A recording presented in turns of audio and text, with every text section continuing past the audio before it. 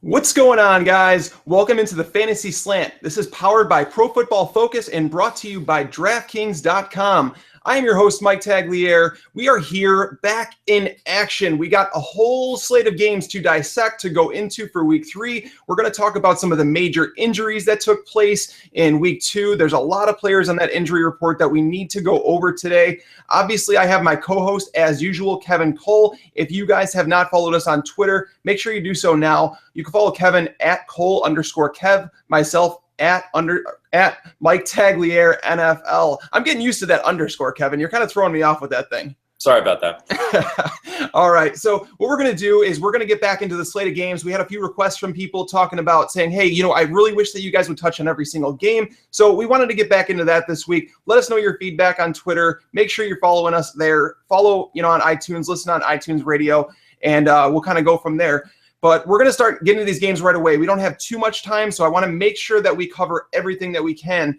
The first game of the week is obviously going to be tonight. It's going to be the Redskins at the Giants. Kirk Cousins will be starting this game, obviously, against the Giants. Deshaun Jackson was rumored to be actually running some routes. I don't think he's playing this week. He may be closer than people think. Is there any sit starts in this week that you would, you really want to get at? Is there people that you're avoiding because it's Thursday night football? What's your take on all this, Kevin?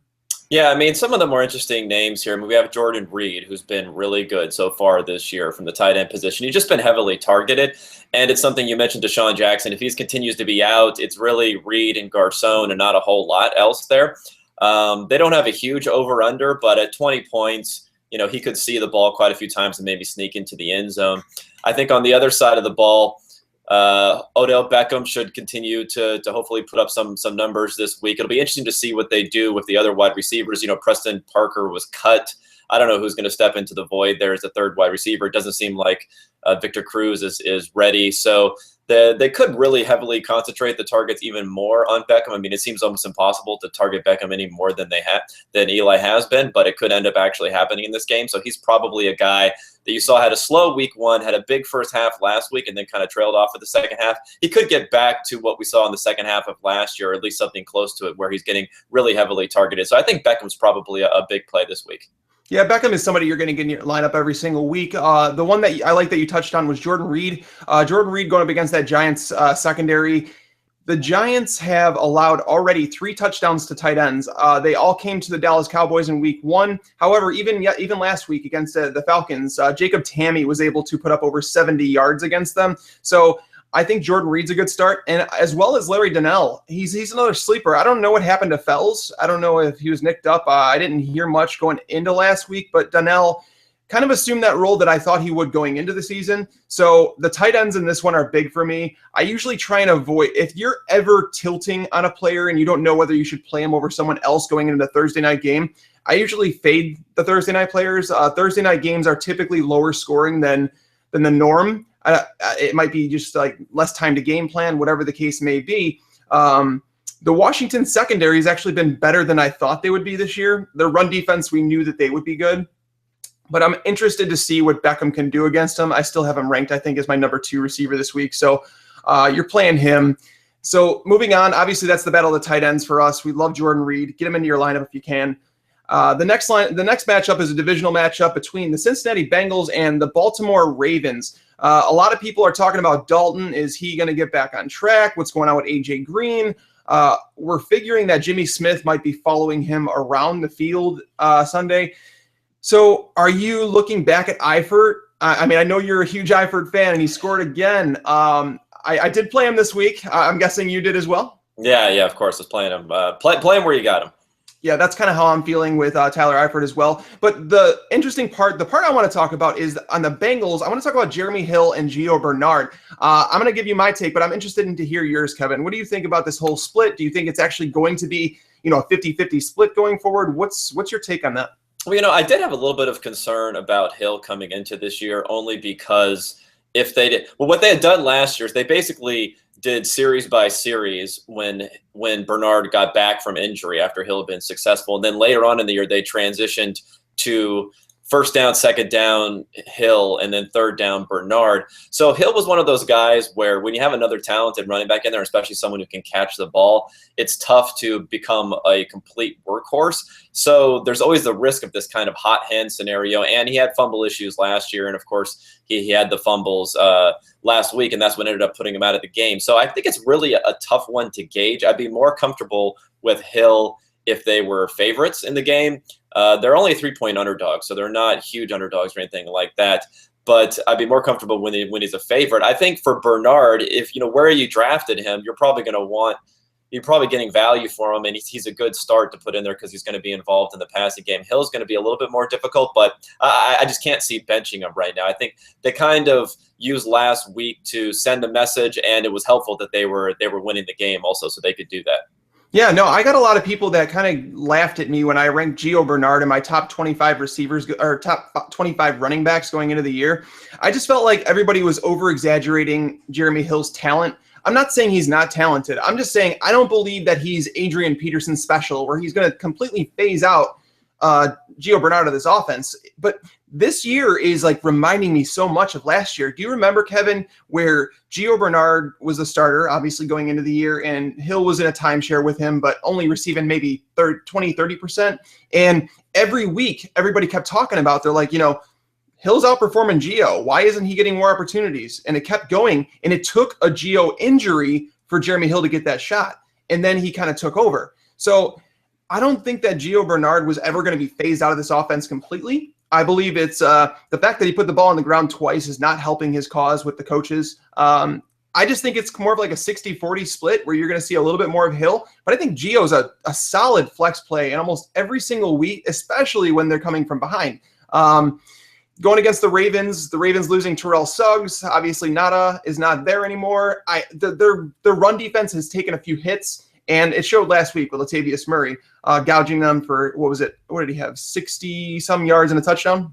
Yeah. I mean, Carr also was impressive last week, which is interesting. I mean, I don't think that means the Baltimore Ravens defense is bad, but I think they can be scored upon. A lot of people probably ranked them very high after their performance week 1 against Peyton, and now Peyton's probably a little bit more questionable in some people's minds. So I think it's another situation where maybe Dalton could have a decent game. I don't expect him to do as well as he's been doing the first couple of weeks, but he's an okay play. I mean, he still has those weapons. You saw last week, not only A.J. Green, he threw a touchdown to A.J. Green, to Marvin Jones, and to Eifert, and those are 3 guys that were missed significant time last year. Jones and Eifert the entire year, and A.J. Green a lot of games. So the weapons are there for him.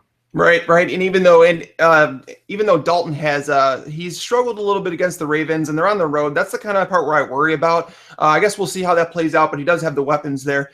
The next game we're going to lightly touch on is the Raiders at Cleveland.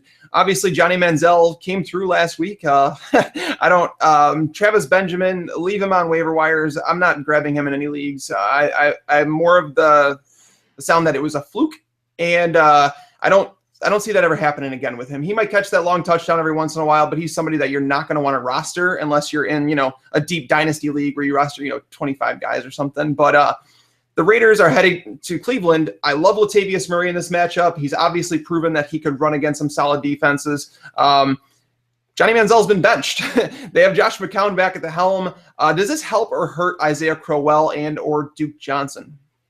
I don't think it makes much of a difference, quite honestly. I don't think we've seen enough from Manziel to assume that he's good.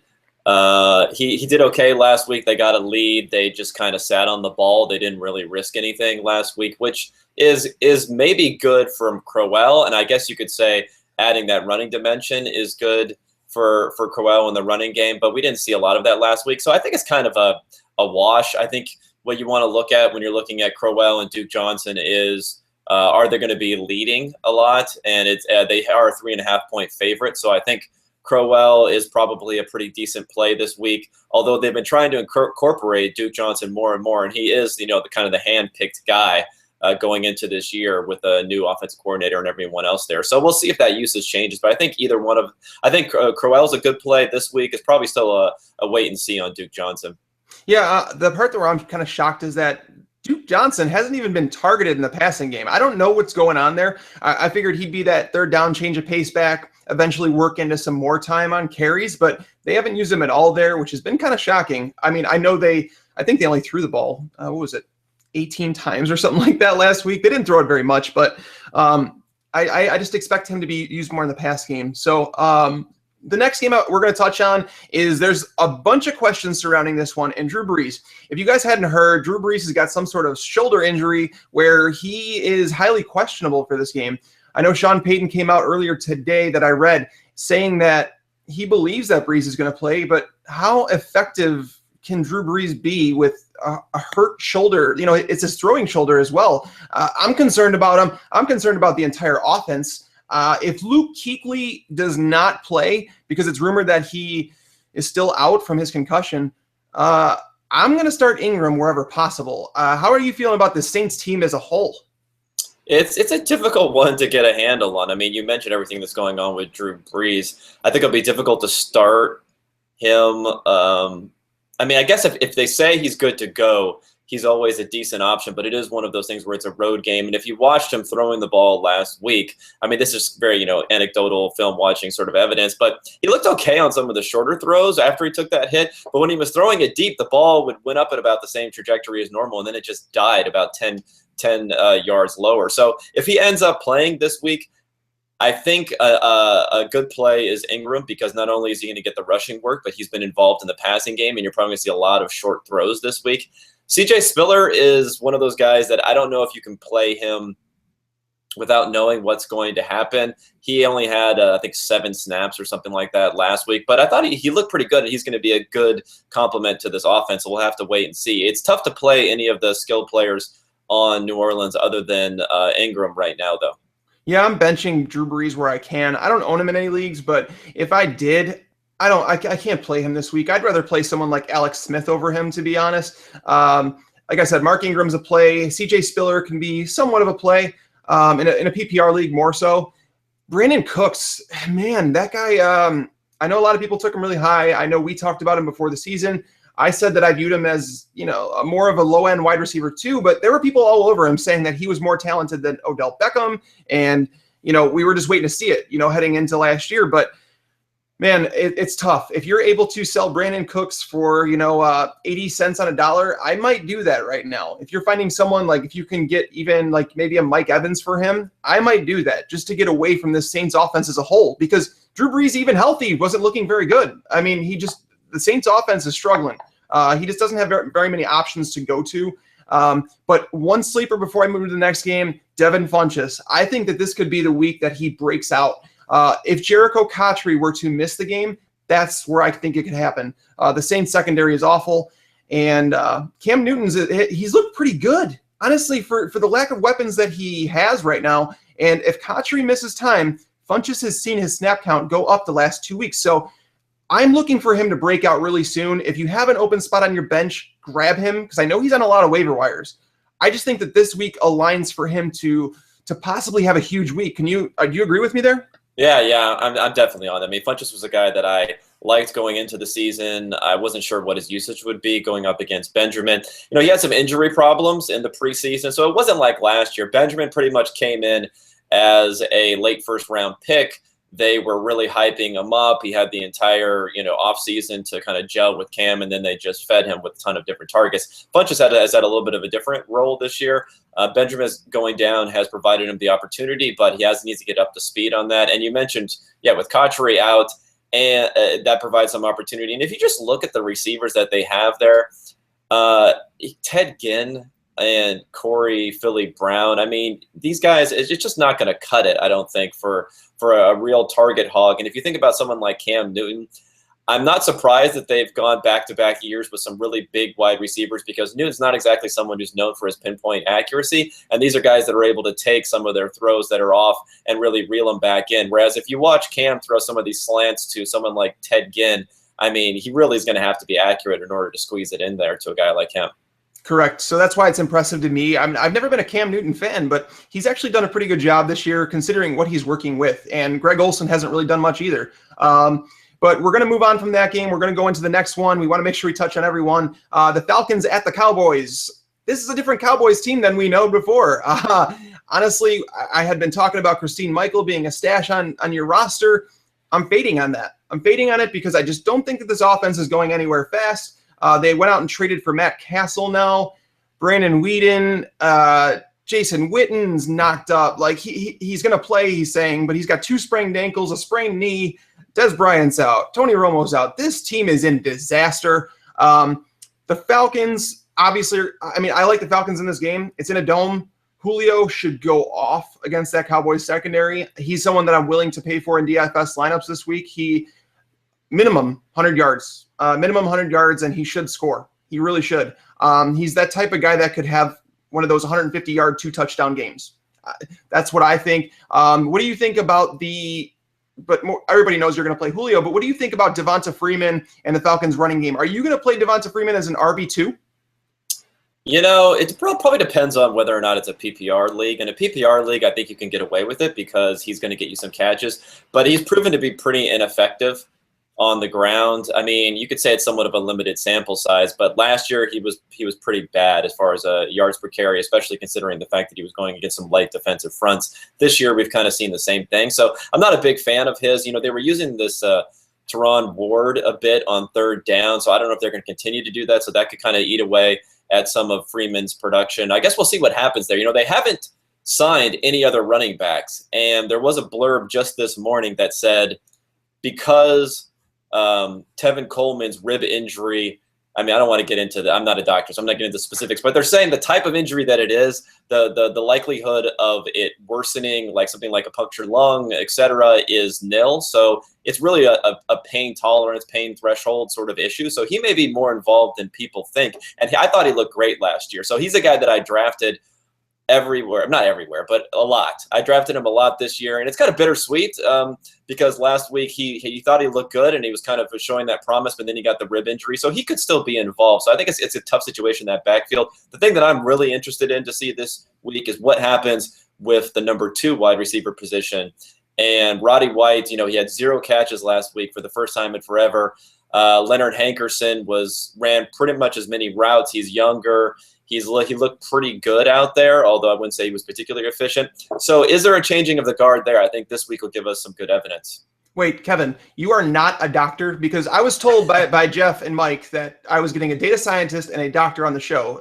So you're not a doctor? I did. I could say I stayed in a Holiday Inn Express last night, but that's not really funny, is it?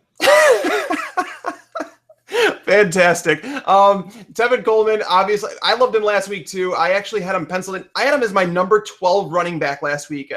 I know I was looked at as nuts. He started out the game fantastic. He got hurt, and it was unfortunate. He's someone that if you can go out there and trade right now for Tevin Coleman, do it. You could probably get him for dirt cheap, thinking he's got a few broken ribs. They're saying that it's possible that he plays through it, which is I don't see that happening this week. Speaking of which, Teron Ward, I think he's a good punt DFS play. He's a minimum, and he's going to see 8 to 10 touches minimum. He's probably going to see some goal line work. I feel like he's a punt play that you could actually just throw him in there. And if you're looking for that minimum player to toss in a flex, if you've spent highly on some wide receivers like Julio Jones. But the whole Roddy White thing and Hankerson, I'm not overreacting on Roddy just yet, just because I think it might have been more game plan. They knew across the middle of the field the Giants struggled with it, so they kind of targeted Hankerson there. I'm not giving up on Roddy yet. I still think he's a wide receiver 3 in fantasy leagues. I don't think he'll have a 0 catch game ever again this year, but it was definitely discerning to see that. Now moving on, the Buccaneers, the Texans. We're not going to spend too much time on this one. Obviously, Houston's defense, they're going to wreak havoc on Jameis Winston. I see him throwing the ball up a ton to Mike Evans, Vincent Jackson. The interesting stat that I'd like to share is that, do you know Mike Evans and Jameis Winston have still yet to connect on an NFL pass, be it preseason or regular season? They are 0 for 9 in their attempts. Are you feeling comfortable starting Mike Evans this week? It depends on your options, of course, but I think so. I mean, one of the things that improved his outlook is the fact that Austin Seferian-Jenkins went down to injury. It was something coming into this year where I was a little bit hesitant to draft Mike Evans because you have, ASJ, you had VJax, you had the running backs that are going to be involved in the passing game. So I didn't know how heavily targeted Mike Evans would be. This is going to help free up some targets for him. Although if you saw his usage in the preseason, he was running a lot of just go 9 routes. And Winston was targeting him, but he wasn't able to hit him on any of those. So it'll be interesting to see what happens this week. I think you can start him unless you really have another better option, because there's just not a lot of options there. And they're a 7-point underdog, so they're going to have to throw the ball. And Winston's not a guy I don't think they're going to sit on the ball with him when they're playing from behind. They did somewhat last week, but that was with a pretty big lead. Right. Yeah, that's all I really wanted to touch on that game. Like, obviously, Arian Foster, the big news here is that he was practicing last week. I thought he was going to play this week. They're saying, Coach Bill O'Brien has said, no, I don't see Arian playing this week. So I guess we look forward to next week. I was really hoping this was a cake matchup for him to walk back into.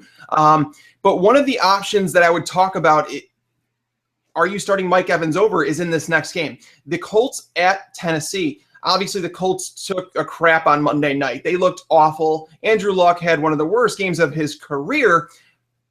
Dante Moncrief, someone that I said after week 1, like I said, we talked about him before in the preseason that he was a great upside stash on your bench. And then he blew up, and I said, go out and trade for him before his value goes up even more. Be willing to pay for him. He blows up again. He played more snaps than Andre Johnson in week 2, so it's already a changing of the guard there. I know we talked about it last week and the fact that Dante Moncrief could supplant Johnson as the starter in 2 wide sets. It's happening already. Last week, like I said, against the Jets, he played in more 2 wide sets than Andre Johnson did. So I'm loving Moncrief. I'm starting him over Mike Evans. Do you feel the same? Yeah, I think you'd have to do it at this point just for you're going to have a little bit more certainty with them. I mean, the Colts are favorites this week, but I don't think they'll necessarily sit on the ball. They haven't been able to run the ball that effectively. We'll end up seeing what's happening there. Moncrief is getting a lot of work. I don't think T.Y. Hilton on a short week is going to come back in and necessarily be the huge target hog, although he looked somewhat effective on Monday night. I mean, if you watch, this is something during the game I was tweeting out about Moncrief every 2 seconds, talking my own book, of course, but also I really like the guy. And if you look at what was happening out there, I think Andrew Luck threw 2 interceptions when he was targeting Andre Johnson, and he just wasn't getting open, basically. And Moncrief was getting open at will, especially against Cromartie. And when he scored on that touchdown, he was just running around. He just showed everything that he can do out there. Hopefully, the Colts will recognize that. I guess there is a little bit of a threat that they can continue to integrate Dorsett more and more into the offense, being that they spent a lot of draft capital on him. But it seems like they're really mixing up their receivers, and Moncrief's been effective. So with how he's done the first 2 weeks, I don't think you could really put him on the bench anywhere unless you just have some unbelievable stud receivers.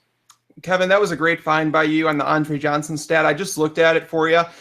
Yes, he's been targeted 17 times this year. He's been picked off 3 times.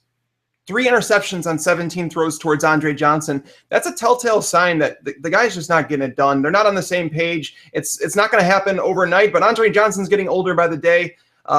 Honestly, they say he came in rejuvenated and that he felt, better, and, it was a new life for him in Indy. He's not showing it, and honestly, I'm usually not into selling low on players, but he's one where if you can get much of anything for him, I'm going to do it.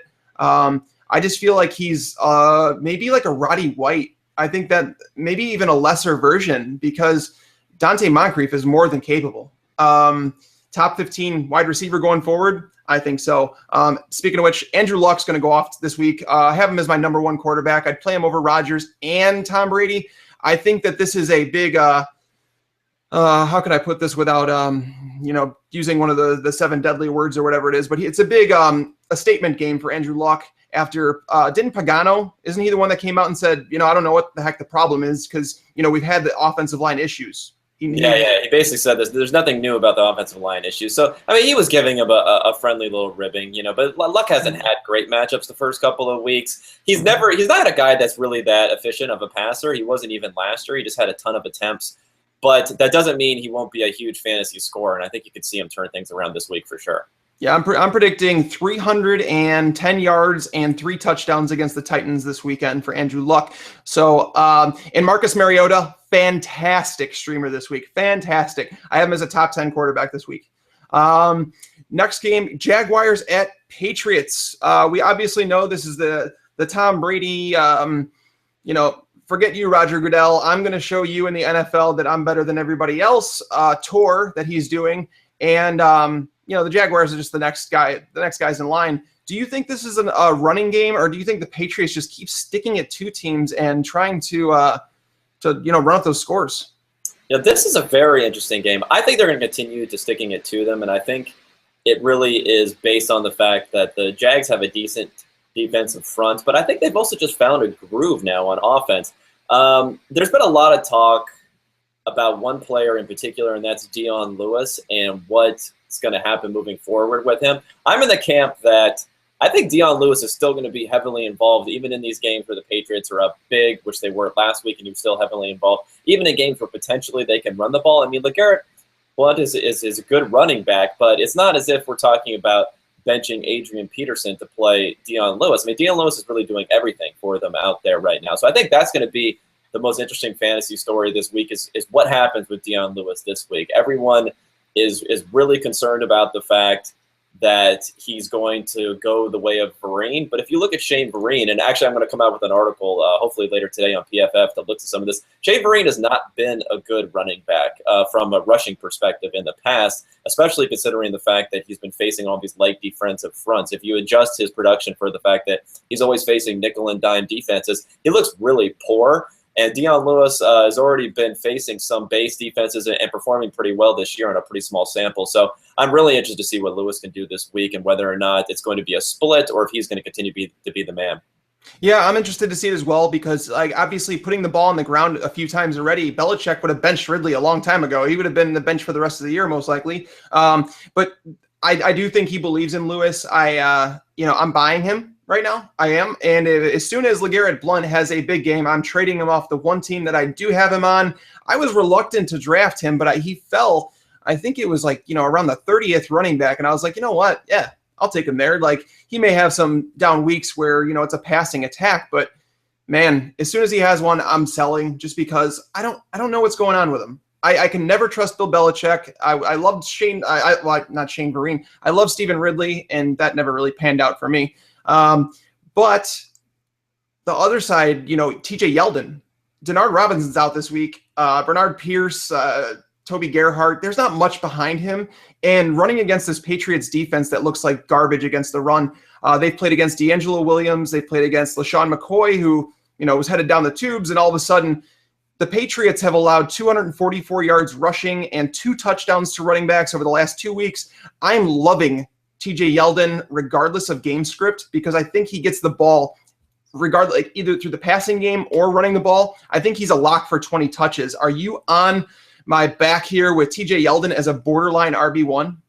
Well, I don't know about borderline RB1. I guess it depends. I mean, it's going to be tough from a points perspective. I mean, the over-under indicates that the Jaguars are looking at about 17 points this week, and they're 13.5-point underdog. So when you're talking about game script, this is the most negative game script, at least from a prediction-wise possible. So I think he'll be in the mix, especially they've been keeping him in there on third down. So I think Bortles will, be happy to check down to him often. On the Jaguar side of the ball, I'm really excited about Allen Robinson this week because I think they're just going to throw the ball a ton. He was great last week, obviously, but it was kind of limited. So this will be interesting to see.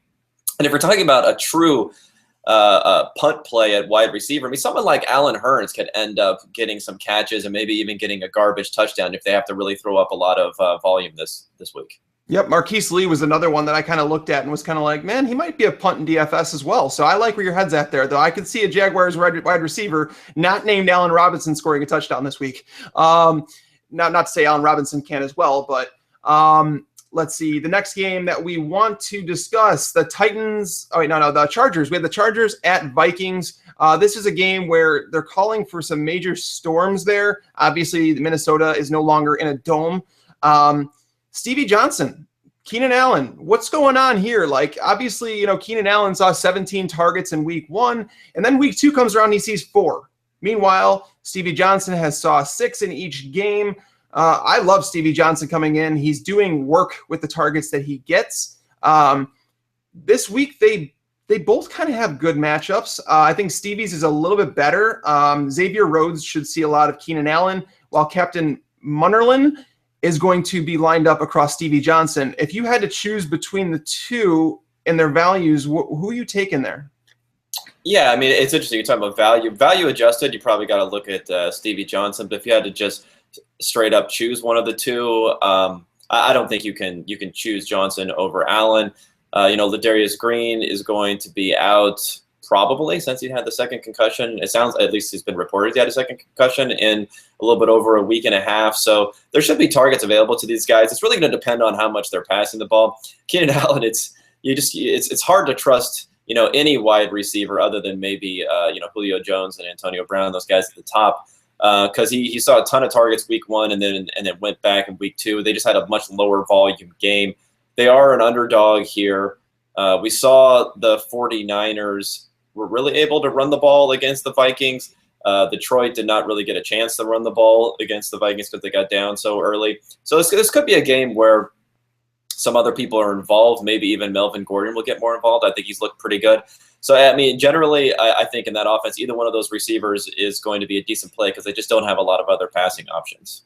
I agree. Melvin Gordon is actually one of the guys that I have in a lot of my DFS lineups. I know on DraftKings he costs $50, which brings me into, guys, football's obviously back. And it already feels like the playoffs thanks to 1 week fantasy at DraftKings.com. With millions being won each week, every play in every game could take you closer to a life-changing payday. I know myself, I sit there at work and I dream about it. I dream about winning $100,000 so I could just kind of take the year and just focus on nothing but fantasy.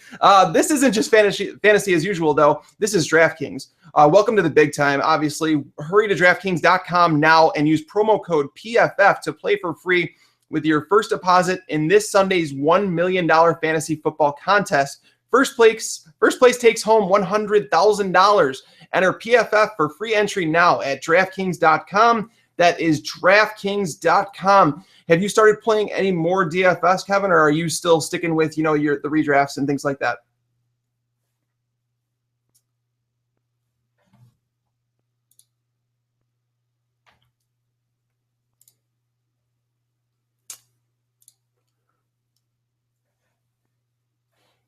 Kevin, I'm not sure if you're muted. I don't know if you could hear me. I don't know if you're muted there.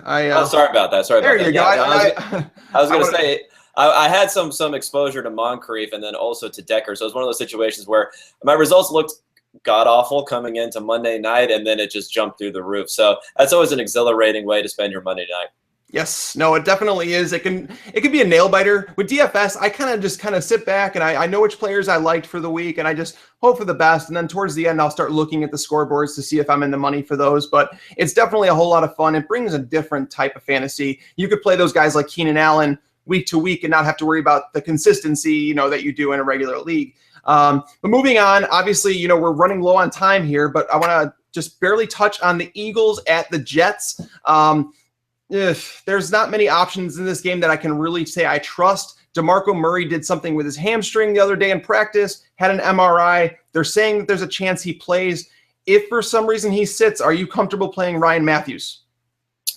I think so, but it really depends if you don't have anyone else there. I'm probably more comfortable playing Darren Sproles. Now, I was thinking about how last week I said that Darren Sproles would be the top producing PPR running back for the Eagles, and that was probably a bit of an overstatement in retrospect. But he honestly is the most effective running back. I mean, he's actually been able to run the ball for positive yardage, which is something that the other guys really haven't been able to do. And he's been good in the passing game. I mean, until they get those offensive line woes fixed, I really don't understand the point of them continuing to run those kind of sweep moves around the outside and take a 5-yard loss and then put Sam Bradford in a bad position. So, we'll see what happens from a strategic perspective. Maybe they can get things turned around this week. They're only a 2.5-point underdog, so it's not as if they're a huge underdog. I think people are very down on them because of how the Jets defense performed against Andrew Luck in particular last week. But like we mentioned, I think Luck was probably relying a little bit too much on Andre Johnson for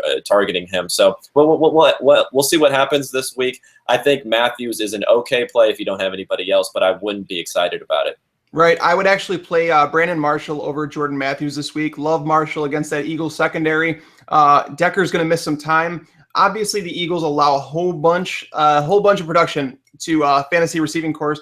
And let me see. So Brandon Marshall against when he lines up across the field, it's going to be against who's he matching up with this week? Oh God, I had the name in my mind and it just totally escaped me. Is it Maxwell? I'm not sure who he's matched up against. It might be Byron Maxwell, but either way, like I was looking at his matchup and like the numbers against this guy are just ridiculous. Brandon Marshall should go off. He looked like he still had it. Fitzpatrick targets him relentlessly, especially if Decker's out, and I believe he will be.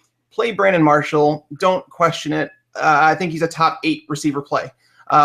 The next game, touched lightly on, the Pittsburgh Steelers at the Rams. Le'Veon Bell is back. You're going to put him in lineups. You're not playing D'Angelo Williams. Don't do that. Don't do that to yourself. Antonio Brown's a lock.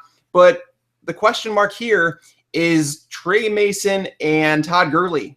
Gurley looks like he's going to play. Are you going to put him in your lineup this week, or are you going to hold off for a week and just say, let me see how they use him?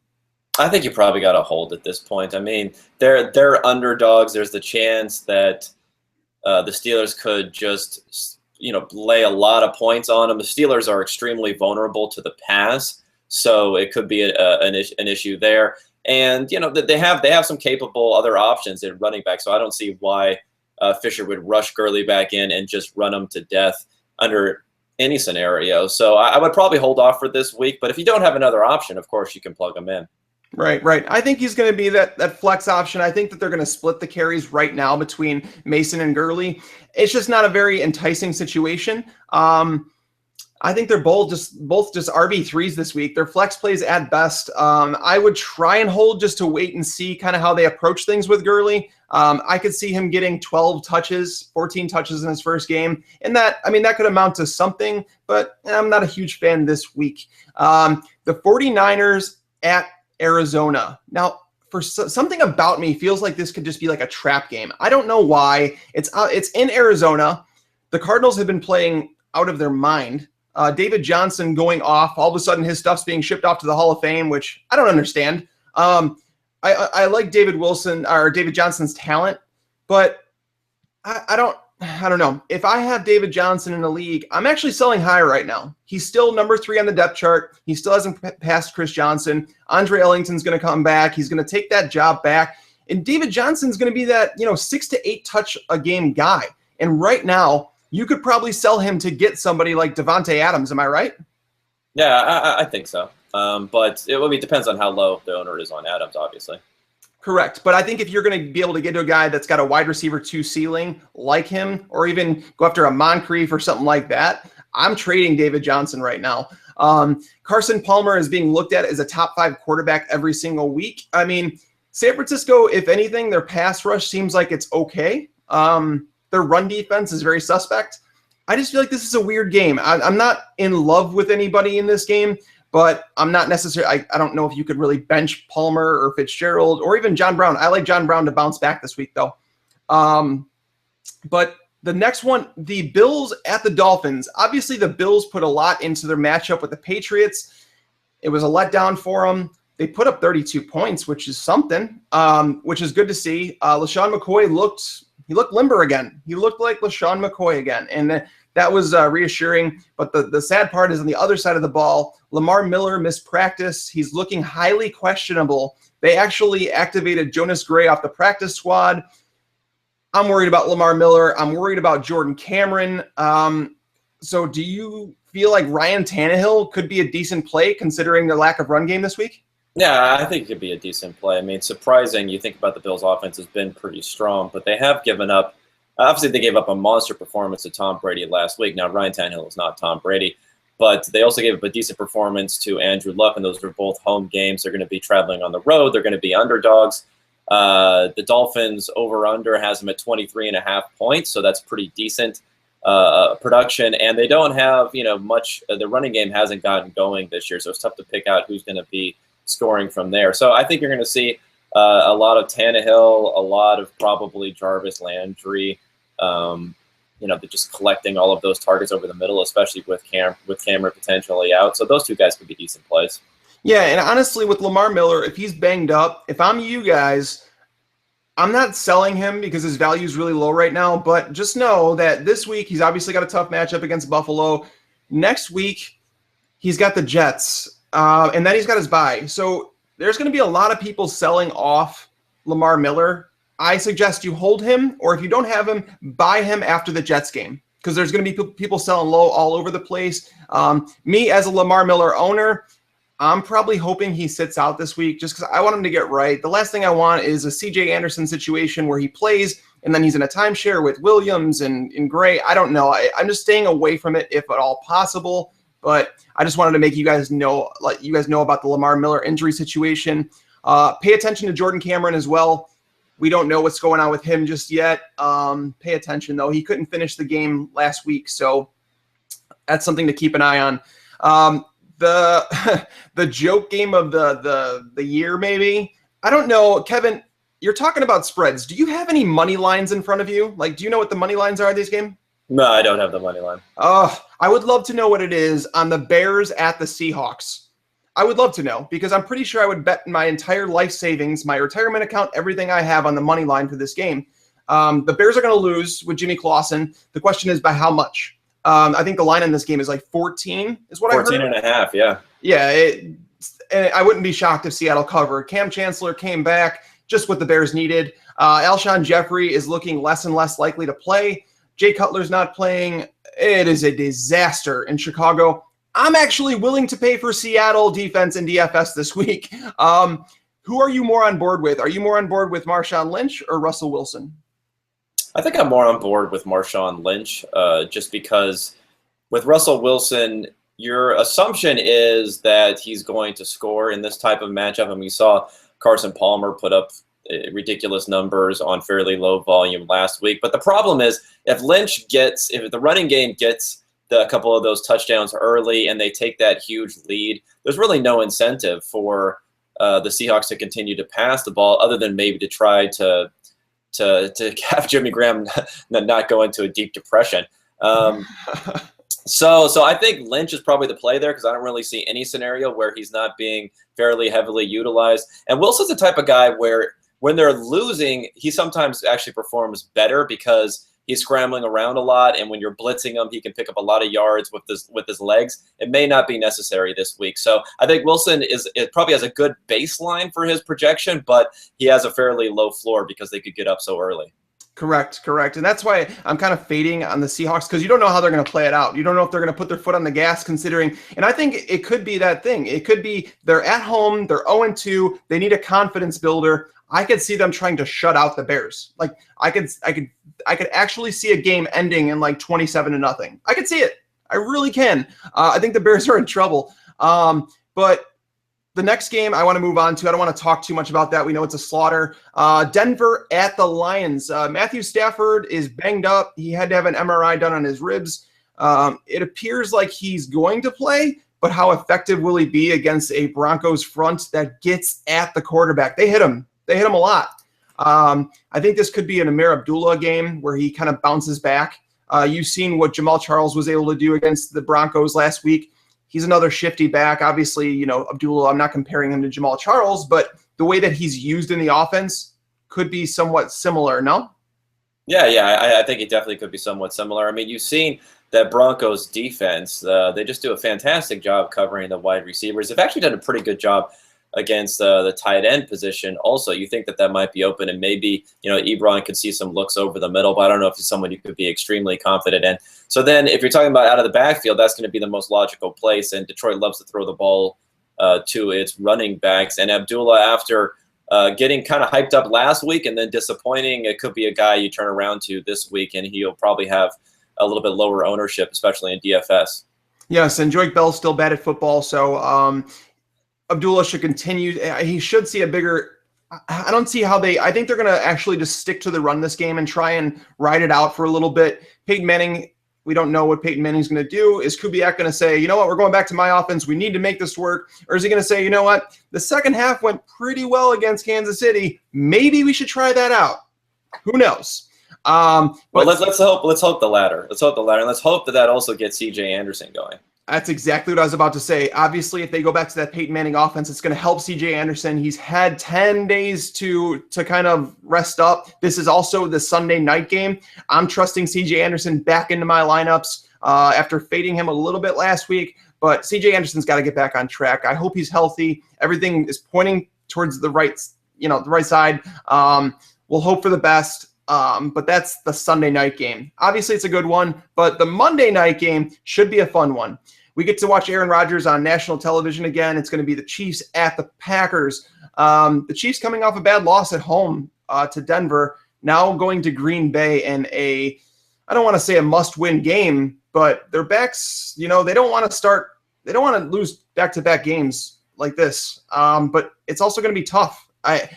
Alex Smith, I think, is a fine play this week. I think he's a top 15 quarterback play in a game where I'm calling it now. I know I'm putting myself out there. A Chiefs wide receiver is going to score a touchdown, and I believe it's Jeremy Maclin. What are your thoughts in this game? I would have appreciated if you chose another Chiefs wide receiver. But yeah, I think this is a game where the Packers are a 7-point favorite, which is pretty big. But yet, then again, the Chiefs are still predicted to score more than 20 points. So it's not as if we're expecting it to be a low-scoring affair. Smith looked bad last week, but he's Alex Smith. I mean, he's going to look bad. And I think that the Broncos defense, we may need to put them in a whole different category for how strong they're going to be this year, not only in putting pressure on the quarterback, but in their ability to defend the wide receiver. The Packers defense is not that.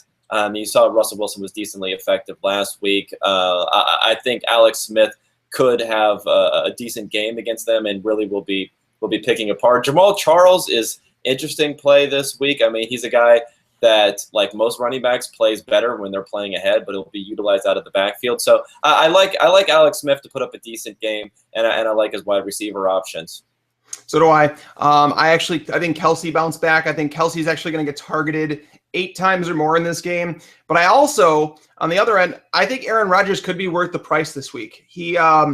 This is a defense that has allowed 5 touchdowns to the ghost of Peyton Manning and the combination of Frankenstein, Brian Hoyer, and Ryan Mallett. So I think this could be a Devontae Adams breakout party. I know I've been waiting for it, and I'm going to eat it this year. Like, I know I'm going to. I'm sticking with it.